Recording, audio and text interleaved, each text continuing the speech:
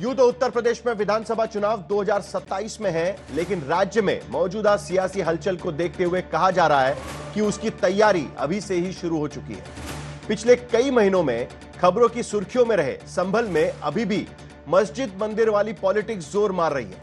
होली से पहले संभल के पुलिस अधिकारी ने एक वर्ग विशेष को सीधे अल्टीमेटम दे दिया है। सवाल है कि क्या संभल के नाम पर सीएम योगी 27 के लिए अपना एजेंडा फिक्स कर रहे हैं? क्या योगी हिंदुत्व की लौ को जलाए रखना चाहते हैं? वहां संभल से सटे मुरादाबाद में भी एक नाबालिग दलित लड़की से गैंगरेप में 4 मुस्लिम युवकों का नाम आने से सियासी बयानबाजी तेज हो गई है। सत्ता पक्ष ने खास समुदाय पर सवाल उठाया है, तो विपक्ष ने योगी सरकार को कानून व्यवस्था को लेकर घेरा है। सवाल यह है कि क्या संभल जैसे मुद्दों से 2027 को साधने की कोशिश की जा रही है? और आज के दंगल में हम इसी मुद्दे पर चर्चा करेंगे, लेकिन सबसे पहले संभल और मुरादाबाद से यह रिपोर्ट देख लेते हैं।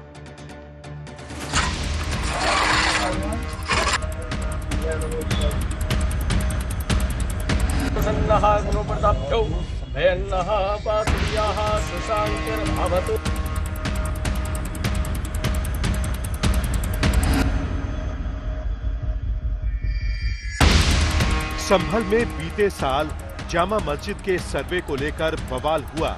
मजहबी जंग वाला सवाल उठा, सियासी तल्खी बढ़ी, सत्ता पक्ष और विरोधियों के बीच जुबानी लड़ाई छिड़ी और महीनों गुजरने के बाद भी न तो संभल पर संग्राम थम रहा है, न ही संभल के बहाने सियासी हमले रुक रहे हैं।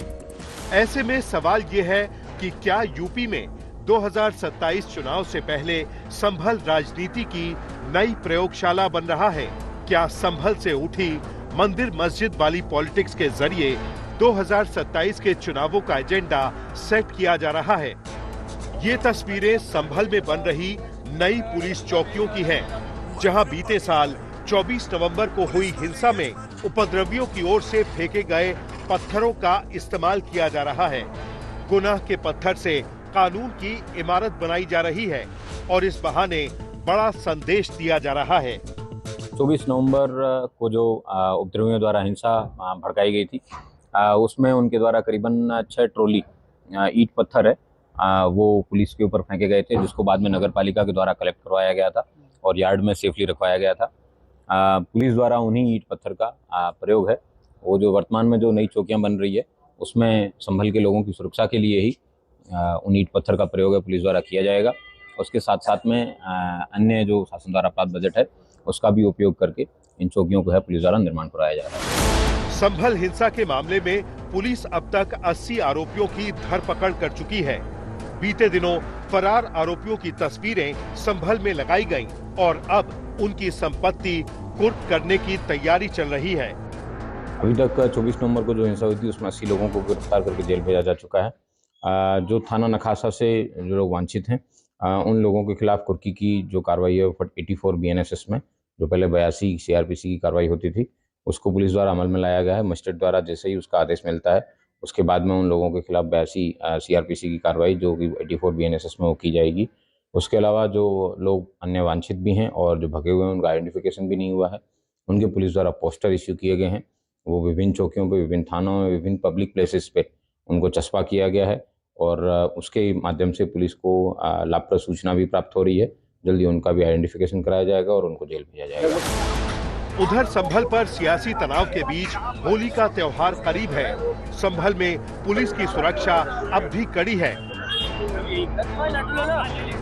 इस बीच सीओ अनुज चौधरी ने दोनों समुदायों से बात करते हुए कुछ ऐसा कहा है, जिस पर त्योहार से पहले सियासी रंग चढ़ना तय है।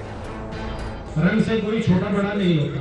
तो मेरा स्पष्ट संदेश ये है, जिस भाई को होली खेलनी हो उस दिन वो बाहर निकले, और जिसमें कैपेसिटी हो रंग खेलने की, जिसका बड़ा मन हो वो बाहर निकले, नहीं तो अनावश्यक कोई भी आदमी बाहर ना निकले, अपने बच्चों के साथ रहे, अपने घर में नमाज पढ़े। विरोधी लगातार संभल के बहाने यूपी सरकार को घेरते रहे हैं, लेकिन हर हमले के जवाब में सीएम योगी आदित्यनाथ के तेवर तल्ख हो रहे हैं। हमने तो वही कहा है कि जो हमारा है वो हमें मिल जाना चाहिए। ऐसे में चर्चा ये भी हो रही है कि क्या संभल से निकल रहे संदेशों के बहाने सीएम योगी मिशन 27 का एजेंडा सेट करने की तैयारी में हैं। क्या योगी हिंदुत्व की राह पर चलते हुए जीत की हैट्रिक की तैयारी कर रहे हैं? इस बीच मंगलवार को संभल की शाही जामा मस्जिद पर सुनवाई के दौरान नाम वाला विवाद भी उठा। इलाहाबाद हाईकोर्ट में इसे विवादित ढांचा लिखवाया, जिस पर मुस्लिम पक्ष की ओर से ऐतराज जताया गया। इस बीच संभल से सटे मुरादाबाद में नाबालिग दलित लड़की से गैंगरेप के बहाने विपक्ष को सूबे की कानून व्यवस्था के बहाने फिर से योगी सरकार को घेरने का मौका मिल गया है। निश्चित रूप से ऐसे दरिंदों के खिलाफ, ऐसे अमानवीय कृत्य करने वालों के खिलाफ, इस तरह के समाज के जो एक कुष्ठ हैं, कोढ़ हैं, ऐसे लोगों को पूरी तरह नेस्त नाबूद करने के लिए, कठोर कार्रवाई करने के लिए हमारी सरकार प्रतिबद्ध है। किसी भी कीमत पर जो भी उसमें घटना में शामिल लोग होंगे, जो भी दोषी होंगे, कठोरतम कार्रवाई हमारी प्रदेश सरकार करेगी।